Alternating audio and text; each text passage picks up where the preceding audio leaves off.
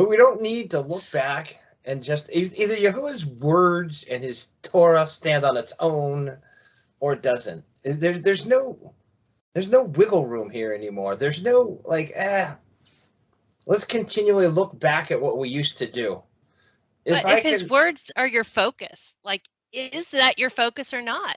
And you prove it by what you're doing. So if I'm wanting to celebrate things that are popular right now, like, is that my focus? Yeah, it can consume you with all the busyness and the events and your kids have events or church has events or whatever, but if his words are enough, if that's my focus, then I've got a problem. Like, there's a dissonance there. I have a choice to make. So is there a test that you're aware of? Yes, Deuteronomy 13. Did you used to hear growing up in the church, we'll test the spirit? I don't know. Yeah. Here I say don't look back, and there I am looking back. Did anybody ever give you wisdom on how to do that? No, it's just a phrase used. I'm going to read. And I'm reading out of the Name of God version on Bible Gateway. Take the holy things and the offerings you have vowed to bring, and go to the place Yahuwah will choose. Sacrifice the meat and the blood of your burnt offerings on the altar of Yahuwah your Elohim. The blood of your sacrifice is to be poured out beside the altar of Yahuwah your Elohim, but you may eat the meat. Be sure you obey all these instructions I'm giving you. The things will always go well for you and your descendants because you'll be doing what Yahuwah your Elohim considers good and right. Yahuwah your Elohim will destroy the nations where you are going and force them out of your way.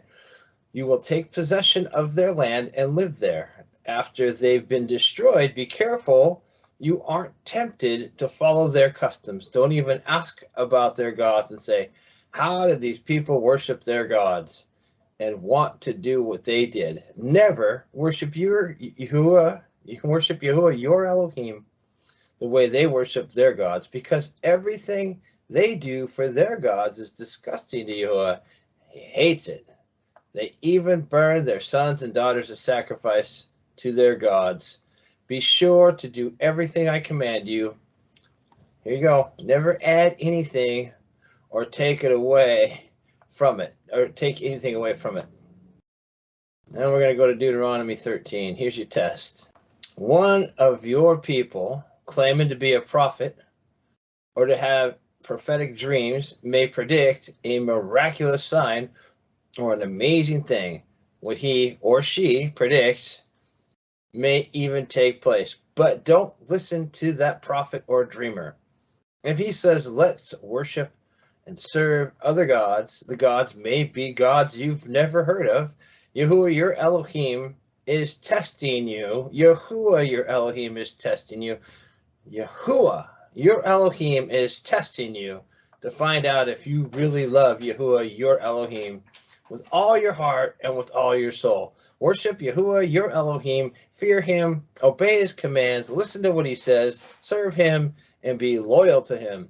The prophet or dreamer must be put to death because he preached rebellion against Yahuwah your Elohim, who brought you out of Egypt and freed you from slavery. He was trying to lead you away from following the directions Yahuwah your Elohim gave you. You must get rid of this evil. Hey, wait a second, just as a curiosity, who's tempting you? Yahweh is testing you. Yeah. No, he doesn't. He just loves me. Okay, you must get rid of this evil. Your own brother, son or daughter, the wife you love, or your best friend may secretly tempt you, saying, let's go worship other gods. Those gods may be the gods that you and your ancestors never knew. They may be the gods of the people around you who live near or far, from one end of the land to the other. Don't be influenced by any of these people or listen to them. Have no pity on them. Don't feel sorry for them or protect them. You must put them to death. You must start the execution. Then all the other people will join you in putting them to death. Stone them to death because they were trying to lead you away from Yahuwah, your Elohim, who brought you out of slavery in Egypt. Hey, how does he identify himself? Who is he? That God who brought you out of Egypt. All Israel will hear about it and be afraid. Then no one among you will ever do such a wicked thing again. You may hear the residents in one of the cities which Yahuwah your Elohim is giving you to live in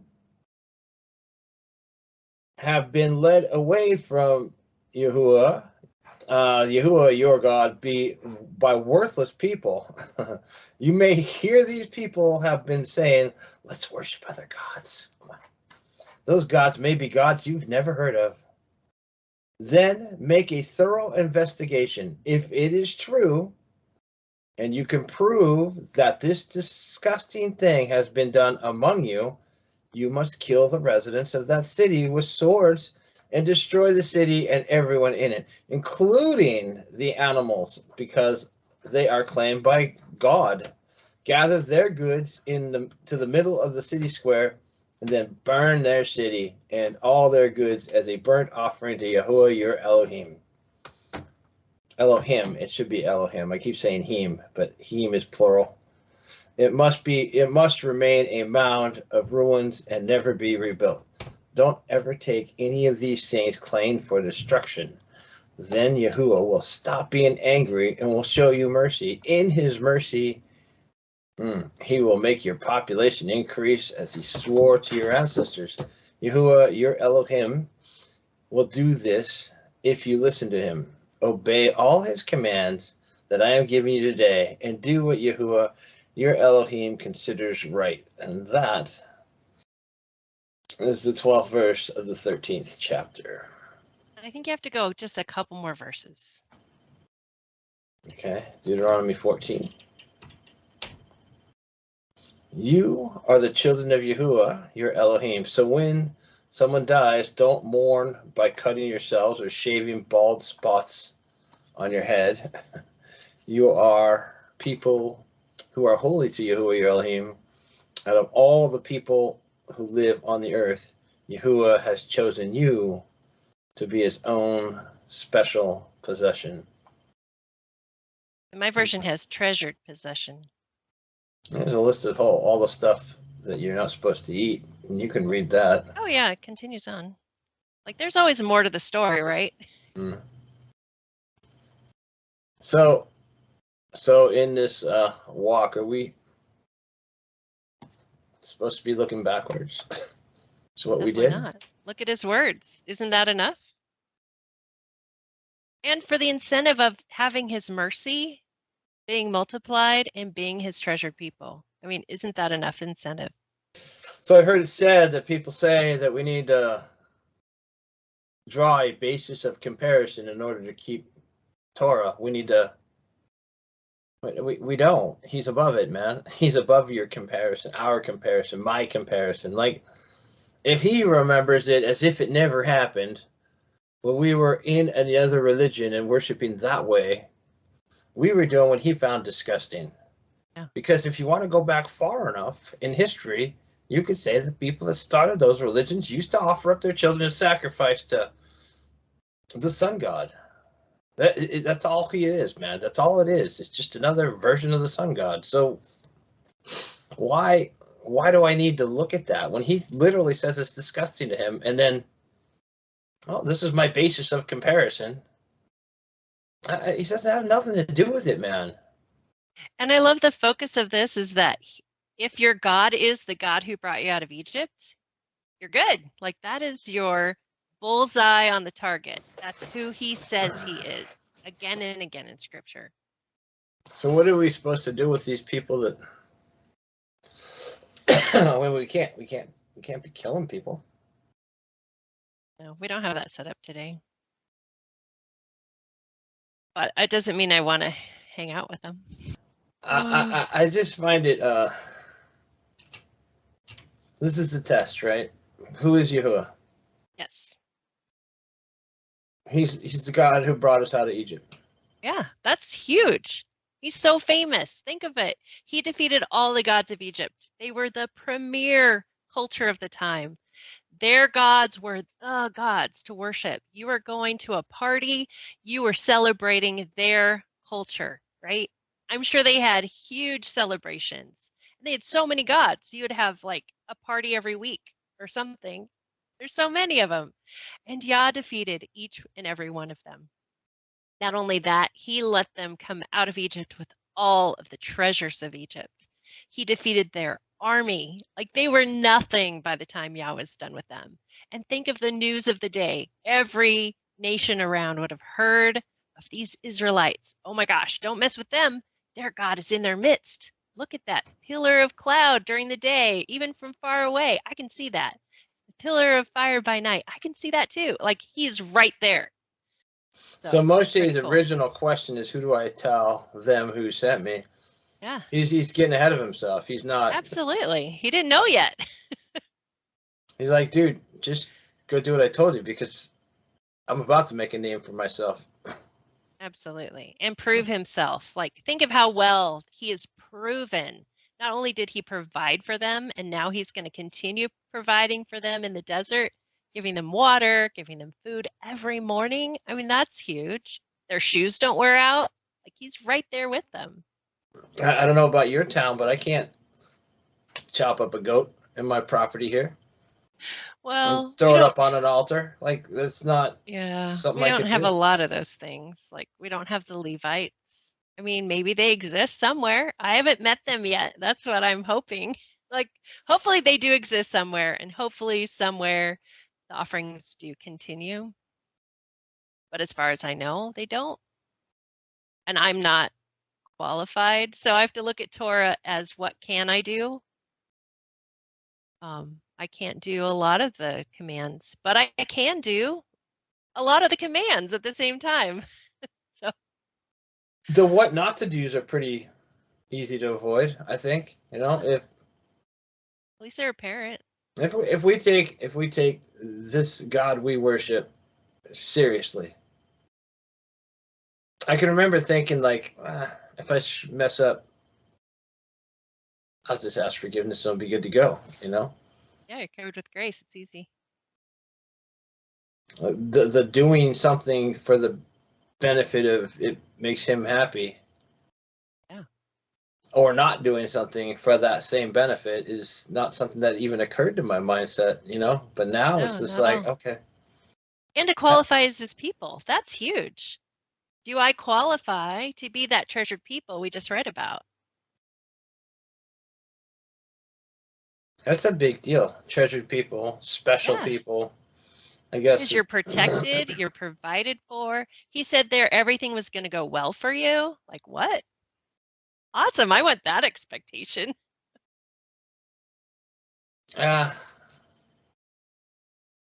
But, you know, you could read this Deuteronomy 12, and it says something about the land. But then it also has a caveat that if you can't make it, if you're too far away, and you can't make it there, then go ahead and eat as much meat as you want where you are. You know, and people say, well, I have to be in the land to obey his. No, he anticipated that. He did. He totally did. And he promised to scatter us everywhere. He told Abraham. I mean, that's a long time ago. Right. So this is before he scatters us. This is like him gathering us. And when I say us, our ancestors, your ancestors, if you're watching this, your ancestors, the 12 tribes of Israel, before he scatters us, we just come out of Egypt.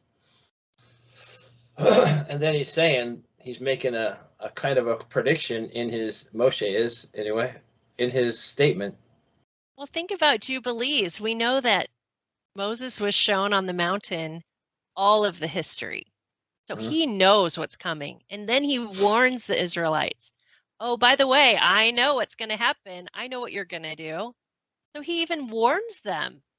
And they're supposed to have that written down. So maybe they know it too. I don't know. But he knows at least.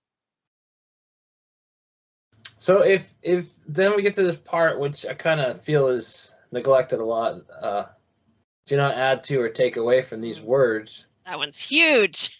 So if people say, well, it doesn't matter, or I don't have to do it anymore, or, it's not how I feel about it, or I'm not worshiping it, whatever it is. It's just like, dude, you're literally adding to what he said and not to taking add to, away. and taking away. You That's a problem. Can we just be comfortable with exactly what he said and just call it good? Like, Yeah, just do that. I mean, no it's a great more. starting point. Right. Like, we do all these mental Olympics. Like, I think, say we as human beings, are we looking for the loophole, the slide to be able to? Actually, What's that's that? in our nature. Yeah. It's just natural. Oh, You what asked the can I get question. away with? Yeah. You asked a question last week, and I don't know if you remember the question. Like, Israel's supposed to be a treasured people. Yeah. And Israel isn't that country over there. It's you watching these videos, deciding that you're going to buck up and do what he says and become his people, right? Then you're Israel. Yeah. That's a tough pill to swallow. It's not for everybody. Like, it literally says it's for Israel alone. We can read that again. Was that 14:1? Depending upon your version, but I'll go ahead and read it again just so that we're clear. It's not me. It's not my words. Not me saying it. I don't have a dog in that hunt, but he does. When he makes a statement, it's his, man. You are the children of Yahuwah your Elohim. So, okay, then it says, so when somebody dies, don't mourn by cutting yourselves or shaving bald spots on your head. It must have been a custom, but still people tat themselves up for memories and of people who passed away. Well, don't be judging. I'm not judging you. I'm just reading his words, man. You are people who are holy to Yahuwah, your Elohim.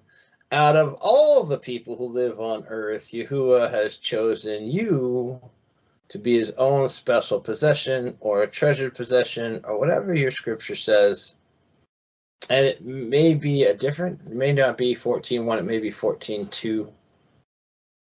For some of them move down one or up one, depending upon, but I don't know, man. If you're his treasured possession or his special possession, maybe we should start acting like it. That's a big deal. I mean, what an awesome promise that it's still for today. That he gives you all of his instructions. You have Deuteronomy. You can read it. You have Jubilees. You can read it. Like, we have all the details that we need to be obedient, to do what he says. This is what qualifies you as my people. That's the amazing part, I think. So there's this holy day coming up. People celebrate. There's two holy days. Holy day. Their holy day. Oh. I mean, they call it a holiday. That stems from Like, the word Sabbath's holy coming. day. What do you mean? Yeah. There's signs and symbols all over the place. You can't go shopping and avoid it. You can't turn on the computer and avoid it. It's just in your face. It just lets you know you're in Egypt still. you know. That permeates our culture, doesn't it? Mm-hmm. Mm-hmm. But then, like, well, what do I do about my family? Let's read what he has to say. Here's your test. You don't even have to ask me or Jenny. You could just read it yourself. Go to Deuteronomy 13 if it doesn't line up with this. Your own brother, son, or daughter, the wife you love, or your best friend may secretly tempt you, saying, let's go worship other gods. Well, celebrating that holiday isn't worshiping another god, is it? I'm not worshiping. I'm not. It's literally that God's celebration, man. I don't know how else to describe that. Like, it has nothing to do with Yah, the creator of all things, the God who took you out of Egypt. Like, are all your ornaments Egyptian things? Like, and he took you out of that? Like, I don't understand why we're going back to what we know is not good. And is he the God of Abraham, Isaac, and Jacob? That's the big deal, too. No. I mean, the answer is no. It's clearly no. But what about my family? You know, they'll be hurt. Okay, let's read it again. Your own Maybe their brother, attention son, will or be daughter, the wife you love, or your best friend may secretly tempt you, saying, let's go worship other gods. If you're going to their celebration, you're worshiping another god. It's not me, it's him. It's not my rule, it's his rule. You're special people. You're his special people. So why are you mixing in the hog pen? Like, get out of the crap already. Don't be influenced by them, by any other people, or listen to them. Have no pity on them. Don't feel sorry for them or protect them. And this goes on to say you must put them to death. We're not going to be doing that, but at the same time, just don't show up at their celebrations. There's a whole list of potential people here. Your wife, your kids. Well, what about the kids? Don't go. I think we're a bunch of people halfways. He'll understand. Okay, he just said don't add to or take away from these. So will he understand? I think you qualify yourself or you don't. Like, are you his treasured people or are you not? And that's a hard thing to look at. But what is his focus? His focus is his truth, and his instructions are pretty plain on the page. Well, and you feel like you have to protect the family, or you have to, I don't know, keep those traditions going or something. Well, how do I share this Torah experience with my family? By going to their celebrations? You're not sharing Torah with them. You're participating in what they're doing. Well, I'm not gonna go get a present from under the main tree, so that's your stop point, right? Just you're gonna go, but you're not gonna participate. I don't know. As soon as you cross the threshold, man, I think you're in. Huh. It just seems to me worth kind of hibernating for this month, because I guess becoming very insular. I personally don't care. I don't care if people decide to never talk to me again because I won't go to their celebrations. I don't. But, not everybody has that kind of conviction, but it's not about me. It's about what he said. It's not me judging you because you want to go do it. It's me warning you what he said, because it's Jenny warning you because of what he said. And he says, don't add to or take away, and just, no, he'll be fine. He's a God of love. Don't add to or take away, man. This is a big deal. Like, how many times does he say that? If you were to make a list of don't add to or take away from these words I am commanding you today. It's a pretty big deal. It is a pretty big deal. Like when I listen to somebody and they're offering their opinion about something, I just finally realized it's up to me. Like, whether or not they're saying truth or not, that's up to them. But am I like absorbing that in and taking that in as a belief, or am I measuring it against Deuteronomy 13? That to me was a huge thing. So when you say measuring it against Deuteronomy 13, like, I think we've kind of hammered it home, but just in case. Well, so if I hear someone's opinion about, it could even be about scripture, but maybe it's even something about something different. I don't know. But does it measure against his instructions? Does it lure me away a little bit from what Yah said in his word? That's a big deal. I don't want to be lured away. I want to focus on what he said. I want to keep my focus on him. I want to be his treasured people. And this time of year is really tough with family. Absolutely. But it can happen at any time. Like, I can listen to any teacher and come to the realization that that's their opinion instead of they're talking about absolutes in scripture that I can read myself and study myself. That's a big deal. I mean, I've heard it said that it's about a relationship. And how can you get a relationship if you got to work it through somebody else, a teacher, so to speak? How can you have a relationship? It's like the tithe, you know. I've wondered about this for a long time. Like, how do I give to the church and then the church dispenses it on my behalf? That's not the spirit of what we're supposed to do. That's not what the It's not instructions say. supposed to cross my hand to somebody else's hand so that they can do it.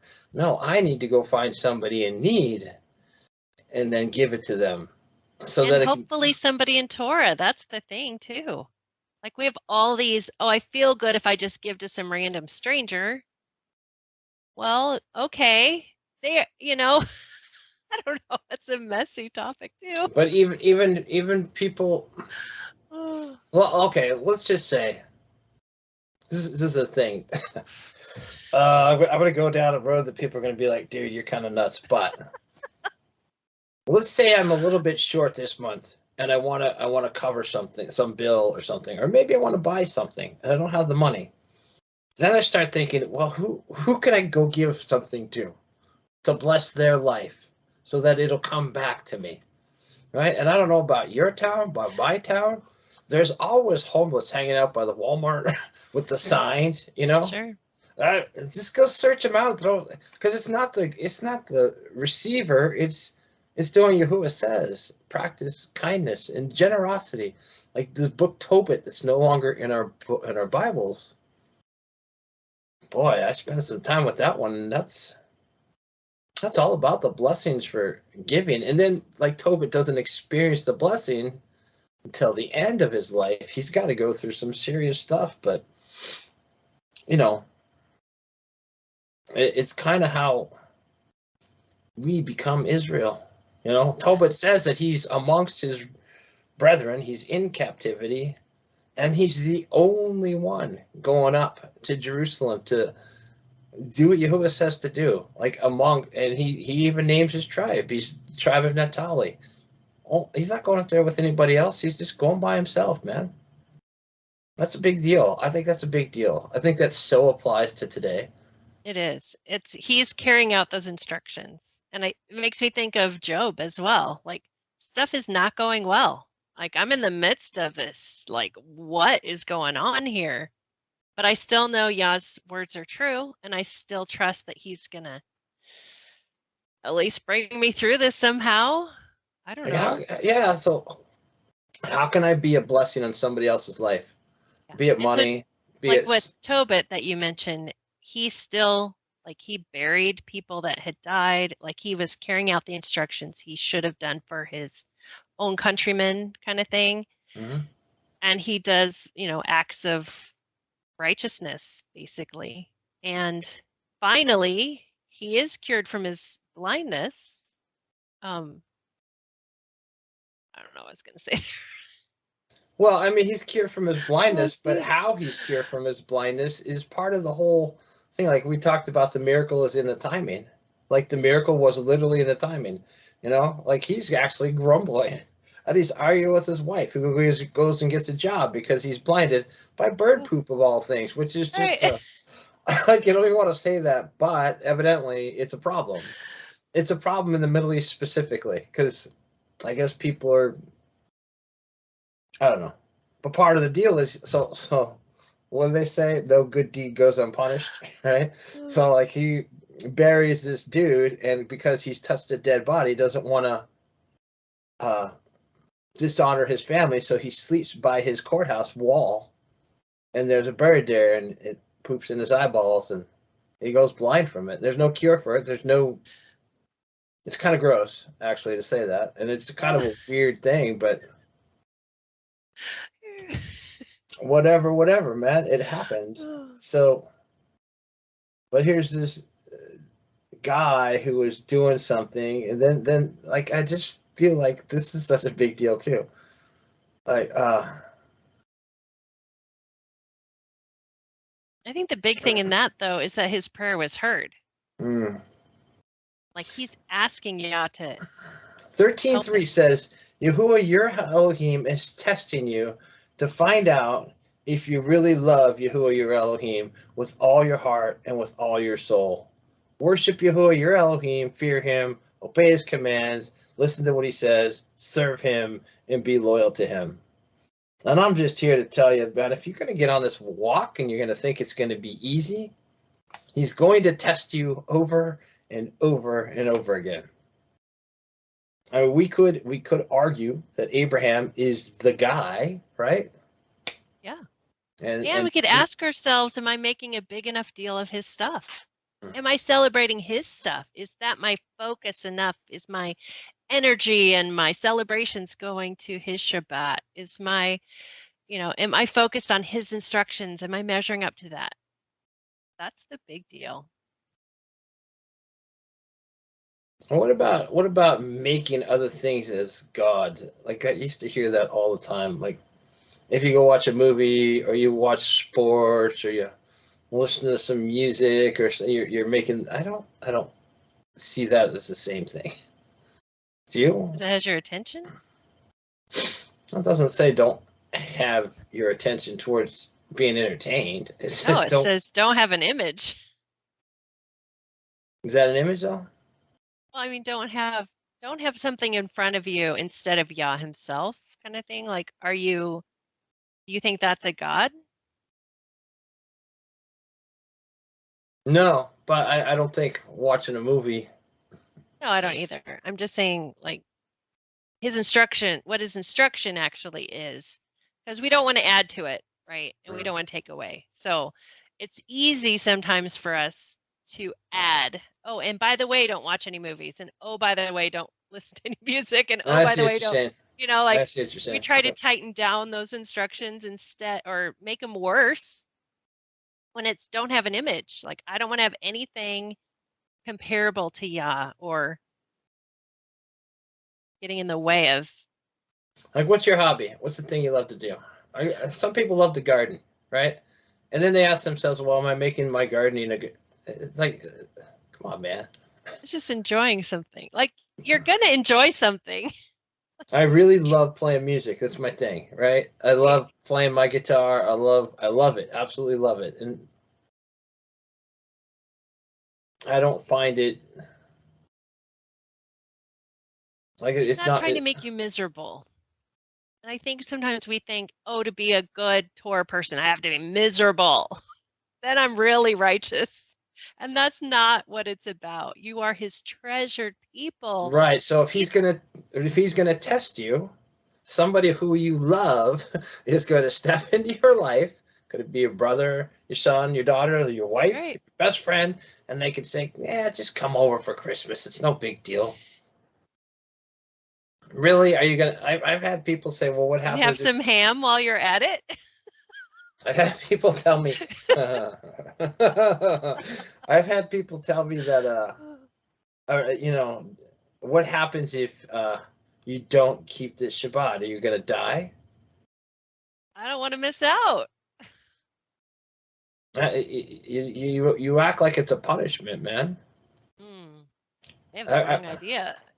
I'll probably edit this part out too, but I was on a date with this girl one time, a first date, and she was asking me about a Saturday, and I was like, nope, it's the Shabbat. She's like, what do you mean? And then I explained to her what I do. She said, what do you do on the Shabbat? And I'm like, nothing. And she just looked at me shocked, like, nothing? What's that like? Lazy bum. No, she's like, what's that like? Right? I'm like, I can't even imagine. That sounds absolutely wonderful. Oh. Do it. What about that laundry? It can wait. It has to wait a whole day. Oh my gosh. It's going to run away. There's been times when I've just left dishes in my sink just because. You know what? The creator of the universe said, just don't do it. Just chill, man. Yeah. And it is awkward at first, but it's so worth it. You're doing his instructions. That can't be any better. You're his treasured people. We're such busybodies too, like how to sit down and chill and relax one day a week is just so hard to do. I get it, but once you get in the habit of literally being lazy, because that's what he says to do, be lazy, chill, relax. But that becomes your focus. Like you're looking forward to that rest time. And I can get stuff done in my 6 days, and I can hurry up and get it all done before Shabbat starts. Like you have that goal of, okay, that is guarded and that's my focus. So I want to participate in that. I don't want to miss out. So people, I've heard it also said that it's very vague on what you're supposed to do on the Shabbat, but it's because there's a book missing in your scripture, in your Torah, and Jubilees tells you exactly how to keep the Shabbat. And I feel like if you give everything to everybody, then they just don't put in the work. You kind of have to put in the work and go research it. What does Jubilee say about the Shabbat or the Sabbath? If you want to Google it, everybody can Google stuff, man. Then once you earn that by doing the research, it'll stick in your brain better. Well, and I honestly thought it was vague, like it's don't work and rest. I thought it was vague because it was like a kid's art project. And the father was just like, oh, I wonder what they're going to do with it, kind of thing. And then I read Jubilees and there's like actual instructions. I'm like, oh, now I know what to do. Whereas before it was so vague. It was kind of, well, maybe I can fit in stuff that I would normally do. But now that I read Jubilees, it's very specific. So if your own brother, son or Right? daughter, the wife you love, or your best friend, oh, come on to our barbecue. We're celebrating whatever. How's it not worshiping another god? Kind of messy. But I know the focus is not the God who took me out of Egypt. And that for me is the warning bell. That for me is the problem. What about this is gonna step on a lot of toes right now. But you know what? We're gonna try not to do on this channel is to make a statement based on everything that we read and then walk it back. Like if I reserve the right to be wrong, sure. But if you don't, if I'm not gonna walk it back to make people happy, it's not my words. But you're not gonna water it down. It's not my words. It's not Jenny's words. I could just read you what Yahuwah says, and you want to blame somebody or take it up with somebody, take it up with him. Yeah. Get on your knees, go before the throne, and complain to him about his rules. Because that's the authority, not me.